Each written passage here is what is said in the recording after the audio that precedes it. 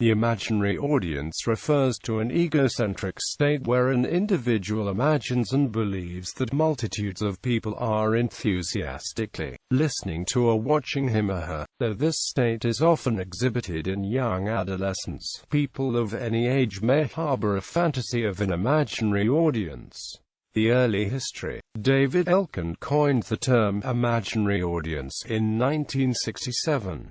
The basic premise of the topic is that people who are experiencing it feel as though the behavior or actions are the main focus of other people's attention. It is defined as how willing a child is to reveal alternative forms of themselves. The imaginary audience is a psychological concept common to the adolescent stage of human development. It refers to the belief that a person is under constant close observation by peers, family, and strangers. This imaginary audience is proposed to account for a variety of adolescent behaviors and experiences, such as heightened self-consciousness, distortions of others' views of the self, and a tendency toward conformity and faddisms. This act stems from the concept of egocentrism in adolescence. Elkin studied the effects of imaginary audience and measured it using the imaginary audience scale. The results of his research showed that boys were more willing than girls to express different sides of themselves to an audience. This apprehension from girls has given rise to further research on the value of privacy to girls.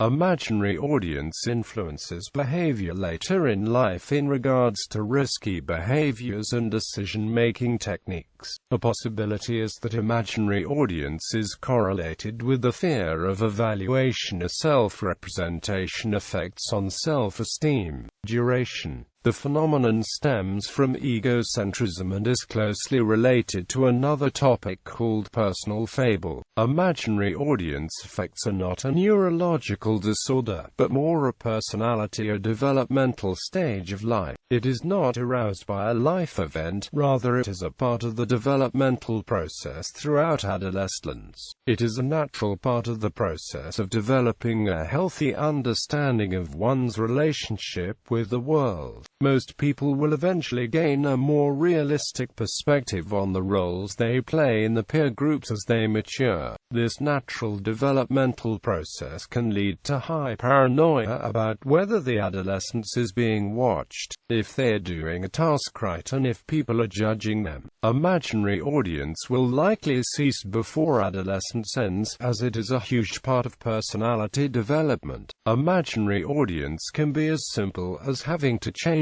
multiple times in the morning because the adolescent still feels unsatisfactory about arriving at a destination, about his/her appearance even though he/she will appear the same as everyone else. The number of adolescents who experience an imaginary audience effect cannot be described with any sort of statistics because an imaginary audience is experienced in all adolescents. According to Piaget, a Swiss developmental psychologist known for his epistemological studies with children, every child experiences imaginary audience during the pre-operational stage of development. He also stated that children will outgrow this stage by age 7, but as we know now, this stage lasts much longer than that. Piaget also said imaginary audience happens because young children believe others see what they see, know what they know, hear what they hear, and feel what they feel.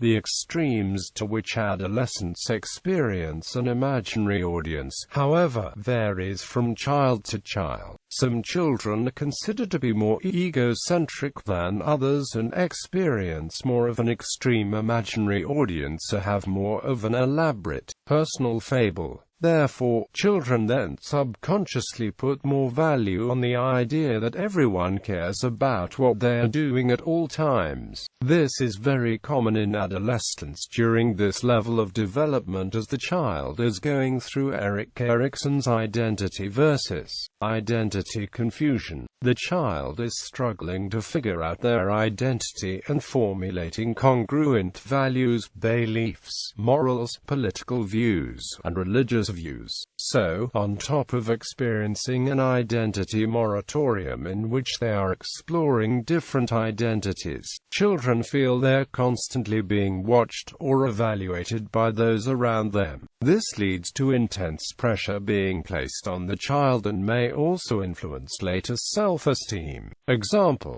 Examples of imaginary audience. A teen that is affected by imaginary audience might be self-conscious and may worry about what other people think of them. They may change their clothes constantly before leaving the house to make sure they are presentable for everybody that is watching them. They may also spend extra time on makeup and hair to better appeal to the audience they feel they need to impress.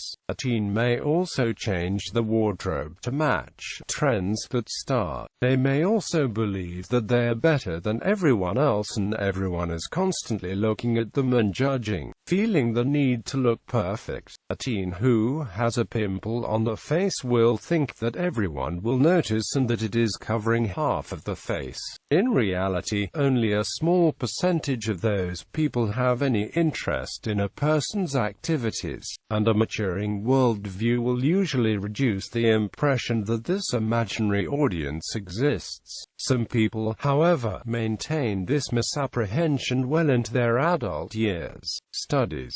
Gerald Adams and Randy Jones conducted a study to test imaginary audience behavior. They tested total of 115 male and female adolescents between the ages of 11 to 18 using an empathy scale, social sensitivity scale, and a measure of social desirability. They stated imaginary audience is seen most in teens going through puberty where their bodies are changing rapidly and they're concerned with how everyone is viewing the change. The relationship between age, imaginary audience behavior and self-reported concerns about body image during adolescence question certain assumptions underlying the development of the imaginary audience behavior scale.